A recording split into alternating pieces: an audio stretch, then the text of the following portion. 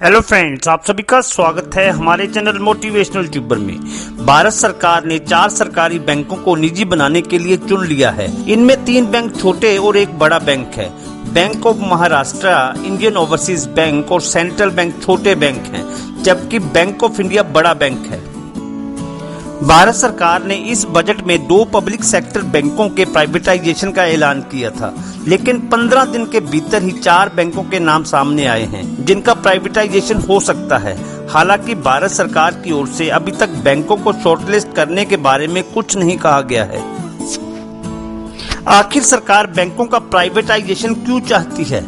जिन बैंकों का प्राइवेटाइजेशन होना है उनकी सेहत कैसी है? जिन बैंकों का नाम इसके लिए शॉर्टलिस्ट हुआ है उनके शेयर्स के दाम क्यों बढ़ रहे हैं?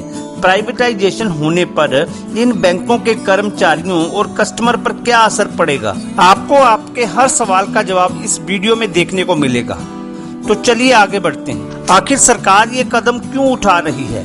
सरकार देश में कुछ बड़े सरकारी बैंकों को ही चलाने के पक्ष में है, जैसे भारतीय state bank, Punjab national bank, bank of Baroda और कैनरा बैंक। 1 फरवरी को पेश हुए बजट में सरकार ने कम से कम 2 सरकारी बैंकों के निजीकरण का ऐलान किया था। हालांकि बैंकों के नाम नहीं बताए थे। इसके पहले सरकार ने 2019 में LIC में अपनी हिस्सेदारी बेचकर IDBI बैंक का निजीकरण किया था। पिछले 4 साल में 14 पब्लिक सेक्टर बैंकों का मर्जर हो चुका है। 2014 में जब पहली बार मोदी सरकार सत्ता में आई तो देश में 27 सरकारी बैंक थे, ये घटकर 12 रह गए हैं। अब अगर 2 बैंकों का प्राइवेटाइजेशन होता है तो ये संख्या घटकर 10 हो जाएगी। वहीं बजट में ऐलान के बाद सरकार ने 4 बैंकों को प्राइवेटाइजेशन के लिए शॉर्टलिस्ट किया है। अगर चारों बैंकों का प्राइवेटाइजेशन होता है तो देश में सरकारी बैंकों की संख्या घटकर 8 रह जाएगी। तो अब 4 बैंकों के नाम प्राइवेटाइजेशन के लिए क्यों सामने आ रहे हैं? केंद्र सरकार ने 4 सरकारी बैंकों को प्राइवेटाइजेशन के लिए शॉर्टलिस्ट किया है। इनमें bank of India, bank of Maharashtra, Indian overseas bank और सेंट्रल बैंक ऑफ इंडिया शामिल है। कहा जा रहा है कि 2021-2022 में इन 4 में से 2 बैंकों का प्राइवेटाइजेशन हो सकता है। हालांकि सरकार ने अभी तक प्राइवेट होने वाले बैंकों के नामों का ऐलान नहीं किया है। आखिर क्यों सरकार बैंकों का प्राइवेटाइजेशन चाहती है? सिर्फ बैंक ही नहीं, सरकार Bharat petroleum corporation limited, air India, shipping corporation of India, container corporation of India, IDBI bank, BEML, Pawan Hans, Nilanchal इस्पात निगम लिमिटेड और अन्य कई सरकारी उपक्रमों को भी बेचने की तैयारी में है। सरकारी क्षेत्र की सबसे बड़ी बीमा कंपनी भारत जीवन बीमा निगम का IPO भी लॉन्च होगा। सरकार को इस फाइनेंशियल ईयर में सरकारी फर्मों के डिसइन्वेस्टमेंट से 2.25 लाख करोड़ रुपए जुटने की उम्मीद है।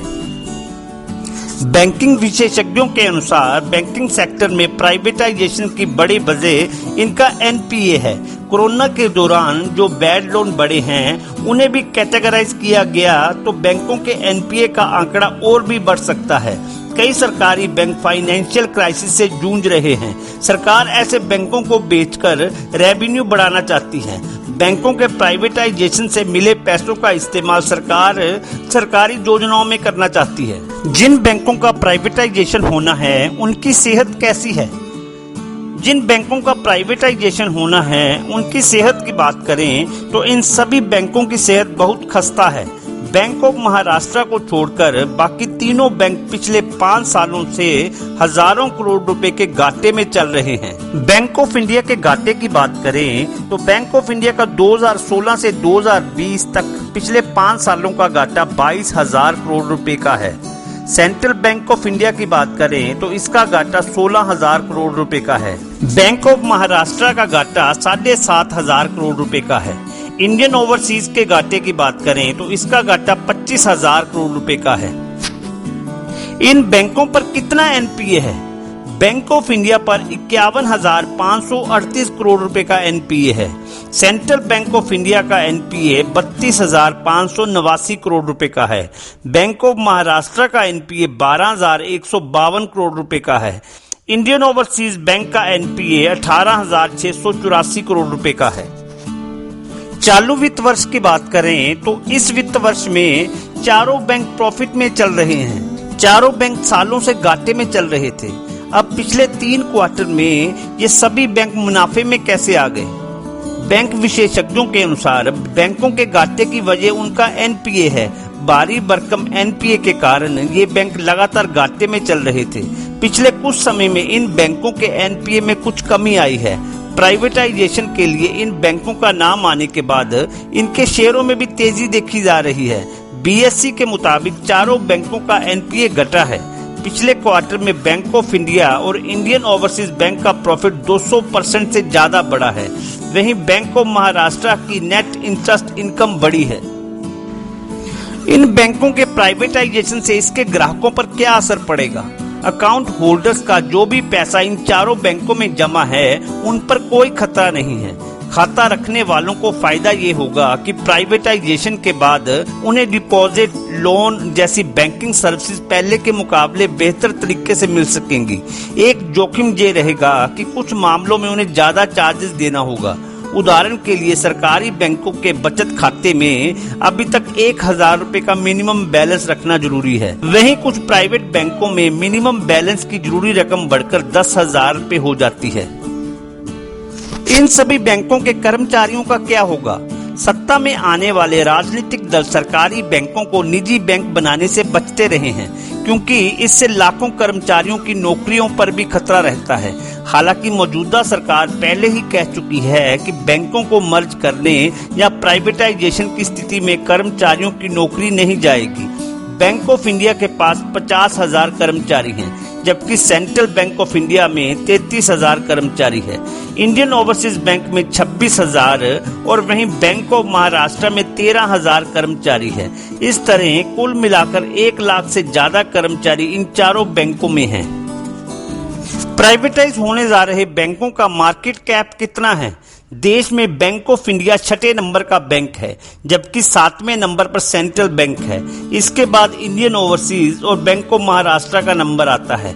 बैंक ऑफ इंडिया का मार्केट कैपिटलाइजेशन 19,268 करोड़ रुपए है, जबकि इंडियन ओवरसीज बैंक का मार्केट कैप 18,000 करोड़ रुपए, बैंक ऑफ महाराष्ट्र का 10,443 करोड़ रुपए और सेंट्रल बैंक का 8,190 करोड़ रुपए है। इन चारों बैंकों में से कौन सा बैंक सबसे पुराना है? बैंक ऑफ महाराष्ट्र 1840 में शुरू हुआ था। उस समय इसका नाम बैंक ऑफ बॉम्बे था। ये महाराष्ट्र का पहला कमर्शियल बैंक था। इसकी 1874 शाखाएं और 1.5 करोड़ के करीब ग्राहक हैं। बैंक ऑफ इंडिया 7 सितंबर 1906 को बना था। ये एक प्राइवेट बैंक था।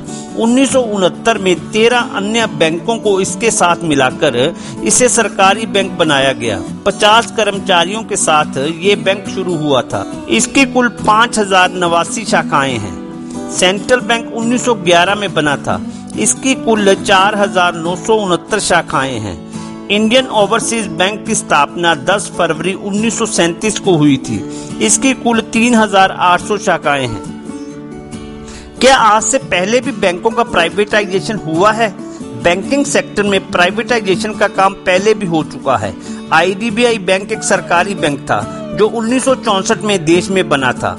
एलआईसी ने आईडीबीआई में 21,000 करोड़ रुपए का निवेश करके 51% हिस्सेदारी खरीदी थी। इसके बाद एलआईसी और सरकार ने मिलकर 9,300 करोड़ रुपए आईडीबीआई बैंक को दिए थे। आईडीबीआई बैंक ने एलआईसी की 51% और सरकार की 47% हिस्सेदारी है। बैंकिंग एक्सपर्ट बताते हैं कि प्राइवेट होने पर ग्राहकों के खाते पर कोई खास असर नहीं होता है। बैंक पहले की तरह अपनी सर्विसेज बरकरार रखते हैं।